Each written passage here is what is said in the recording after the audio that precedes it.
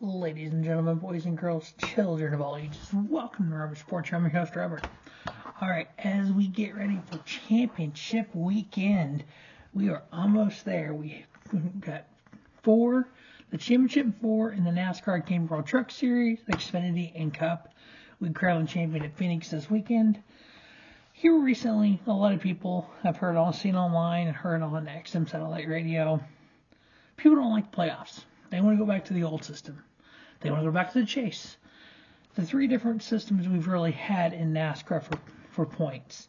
Now, I have if there was no playoffs, here's what the points would be.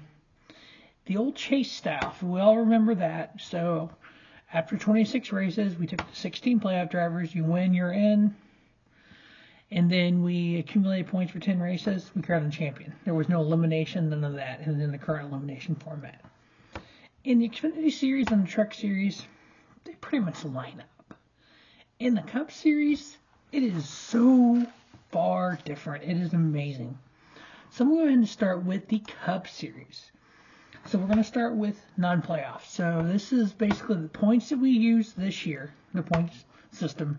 You know, the 10 points for stage 1, 10 points for stage 2, 40 points for the win. If we use that system and no playoffs, Chase Elliott would be your 2022 NASCAR Cup Series champion. He would have a 98-point lead over Logano. The most points you can score in a single race is 60. So we would have crowned our champion already. So going to Phoenix for the Cup Series, no championship on the line. Ryan Blaney would be third, Kyle Larson fourth, Ross Chastain fifth, Christopher Bell sixth, Martin Truex Jr. seventh, William Byron eighth, Denny Hamlin ninth, Kyle Busch 10th, Kevin Harvick 11th, Suarez 12th, Tyler Reddick 13th, Chase Briscoe 14th, Eric Jones 15th, Austin Cindric 16th. So this is just like we did back in the Winston Cup era, but with the current day points because we use stage races and everything. So we would already crowned our champion, so Phoenix means nothing. If we still use the chase, so the chase was used up until 2016, I believe it was. Let me pull that up here. Actually, hold on. Let's see here. See if I can find that real quick. I believe it was 2016. Yeah, 2014 to 2016. And then so the chase became, because of the Matt Kenseth rule, we kind of modified it a little bit. It was a chase to the Nextel Cup. And then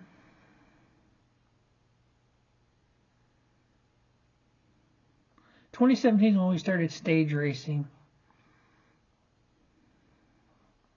So when we did the chase system, so pretty much, again, we had 26 regular season races. If you win, you're in. Top 16 in points. We reset them.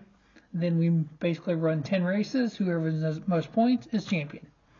So with that format, Denny Hamlin right now would be your points leader.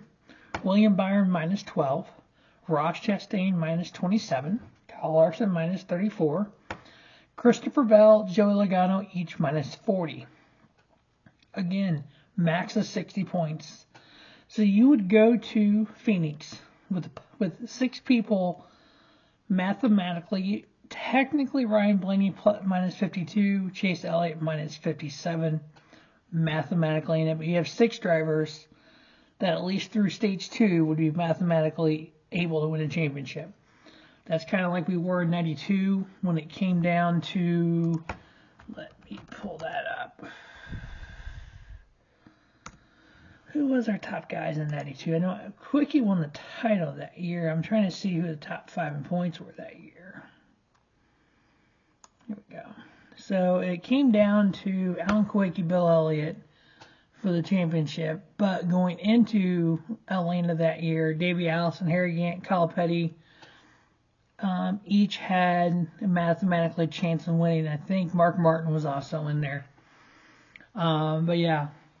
So we went to Atlanta that year with a lot of people still able to win the championship. So that was in the chase era.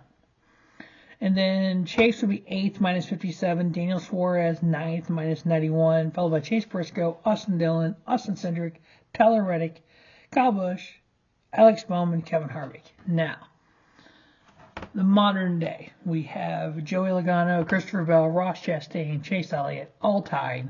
Whoever highest finisher wins the championship. Of the 3 for the Cup Series, I prefer the current format, and I'll tell you why. I'd rather see 4 drivers going to the last race of the year tied. Highest finisher wins. So far, we've learned you have to win the race to win the championship. Versus these, because you figure, okay, the non-playoff format, championships already wrapped up. We did that a lot back in the 90s.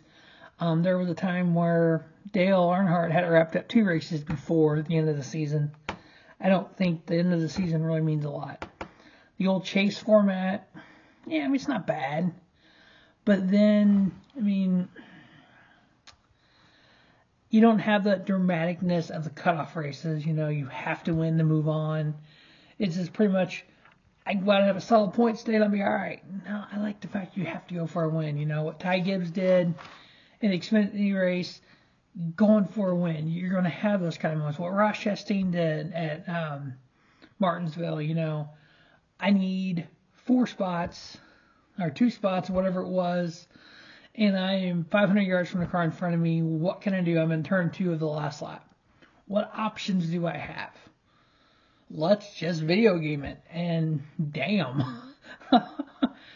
And he made the Final 4 because of that. So, in these other 2 formats, you wouldn't have that kind of stuff. Let's look at the Truck Series. So, Truck Series, non-playoff format. Again, max 60 points per race. We got Zane Smith. We got Chandler Smith minus 38. Ty Majeski minus 66. So, it's basically a 2-horse race. So, Zane Smith basically needs to get 22 points. 10 points and 5 points in each stage, that's 10. It gives him a 48-point lead. If he gets that much more than Chandler and he wins at stage 2. Ty Majeski minus 66, he's out.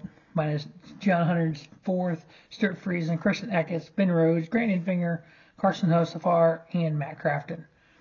If we took the chase style format to the Truck Series, Zane Smith would be leading, Chandler Smith minus 16, Ty Majeski, he got those 2 wins in the playoffs, minus 23. So they're both in it. Stuart Friesen minus 48, mathematically still there. John Hunter minus 53, Ben Rhodes minus 57, Grant Enfinger minus 59. As soon as Zane Smith starts, Grant Enfinger's out. Christian Eckes 60, Matt Crafton, and Carson Hocevar. You basically have a 3-horse race. Majeski, Chandler Smith, Zane Smith. Current day, we have 4-man race here. We have Ty Majeski, Zane Smith, Ben Rhodes, Chandler Smith. First one to highest finisher wins championship. Again, I like that. I like that as an option. Because you had Ty Majeski going out there and getting 2 wins. You had, these guys. Now you go to the final with 2 Thor Sport trucks. Ty Majeski and Ben Rhodes. Ben Rhodes, your defending champion. They got 2 teammates out there. Zane Smith is the only one without a teammate. Chandler's got John Hunter and Corey Heim. We know at times teammates can help. Think back to Atlanta, where John Hunter helped Corey Heim. John Hunter helped Corey Heim get the victory. That didn't end up costing Chandler Smith because that was 5 bonus points that went to Corey Heim because he's not playoff eligible. That was taken out of Chandler's bucket. Chandler able to make the Final 4, which I'm glad that it didn't cost the team, especially with KBM switching from Toyota to Chevy. And basically the 3 driver lineups are gone. New drivers as of Friday afternoon. We'll find out who. Hopefully Chandler can get that championship before he goes off to Colic Racing in the Xfinity Series. And on the Xfinity side, do the same thing. Non-playoff. AJ Allmendinger, Noah Gragson minus 43. 43 points behind going into the last race, 60 points max. If there's no playoff. That's 17 points is all AJ Allmendinger needs to gain over Noah for the whole day. Noah lost 30 points for the Road America and 32 points for the DQ at New Hampshire. Yeah, so that's how Mark Martin lost the 1990 championship. NASCAR fined him 40 points. He lost by 25. Ty Gibbs will be minus 46. Justin Allgaier minus 82. Josh Berry, Austin Hill, Brandon Jones, Sam Mayer, Riley Herbst, Daniel Hemrick, Landon Castle, Ryan Sieg. If we did the chase format, we regular season, the 7 playoff races, and then we go to the finals, Noah Gragson will be leading, followed by 4 points behind Ty Gibbs, followed by A.J. Allmendinger, followed by Justin Allgaier, Austin Hill, Sam Mayer, Josh Berry, Daniel Hemrick, Brandon Jones, Riley Herbst, Ryan Sieg, and Jeremy Clements. Now, the reality is we have playoffs. We have a championship 4 of Noah Gragson, Ty Gibbs, Josh Berry, Justin Allgaier. We have 3 Junior Motorsports car and Ty Gibbs. Like 2018 Joey Logano said, the big 3 in me, this is Junior Motorsports and Ty. I know there's a lot of people down on Ty Gibbs right now. And I've said this in some videos I've done on here, Ty was in a no-win situation. If he would have held the company line and not done anything, not nudged him out of the way, not moved him like he had done earlier and Brandon had done to him, and Brandon Jones would have won the race, yes, Joe Gibbs Racing would have 2 cars in the finals, in the championship 4. But for the last 3 days, we would just been speaking about, shouldn't Ty Gibbs be penalized like Cole Custer because he did not race 100%? Shouldn't Ty Gibbs be and Joe Gibbs Racing be penalized for manipulating the outcome of a race because Ty did not race 100%? Now we're arguing, well, Ty shouldn't have dumped his teammate because then Joe Gibbs could have 2 cars in the finals. Luckily, on XM Satellite Radio, a lot of the hosts, I enjoy all the shows. I call in TMD, I call in Speedway, Moody, Pete Stoney, and Mike Bagley. We've disagreed this week, and I've called in and I've did some text too, and I told them both, I love, I texted them this or I tweeted this. I'm like, we can call in as fans and say pretty much what we want, our opinion. The hosts don't have to agree or disagree, but they let us say our opinion. There's one host that's actually agreed with me, and I haven't even talked to him, Chuckle Myers. I agree 100%. He agreed with me 100% with that. Because if this didn't happen, this would be the conversation all week. So that was pretty cool.